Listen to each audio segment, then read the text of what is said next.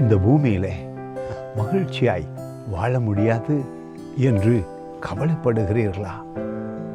உங்களை இந்த உலகம் வேதனைப்படுத்துகிறது, நன்மையை காண முடியவில்லையே என்று வேதனைப்படுகிறீர்களா? கவலைப்படுகிறீர்களா?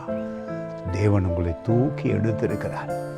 உங்களுக்குள் இருக்கிற மகா பெரிய வல்லமையை உணராமல் இருக்கிறீர்கள். வேதம் உங்களை அதிசயமாக ஆசீர்வதிக்கிறது. தேவ பலத்தோடு வாழலாம். பூமியிலே உங்கள் வாழ்க்கை ஆசீர்வாதமாயிருக்கும். ஒவ்வொரு நாளும் அவருடைய சத்தியத்தை அறிகிற அறிவிலே பெருகுங்கள். சத்தியத்தை அறியும் பொழுது விடுதலை. அறிவு மிக முக்கியம். ஆசீர்வாதம் அதிகரிக்கும்.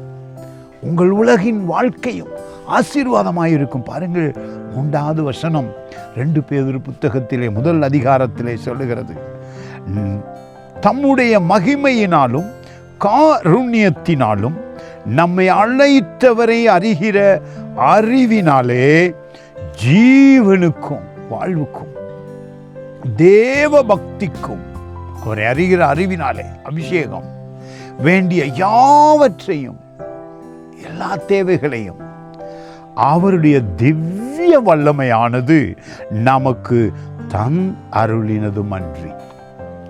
நிச்சயமாக பூமியிலே மகிழ்ந்திருக்கலாம், சுகமாயிருக்கலாம், ஆசீர்வாதமாயிருக்கலாம். தேவை இயேசு கிறிஸ்துடைய அறிவு.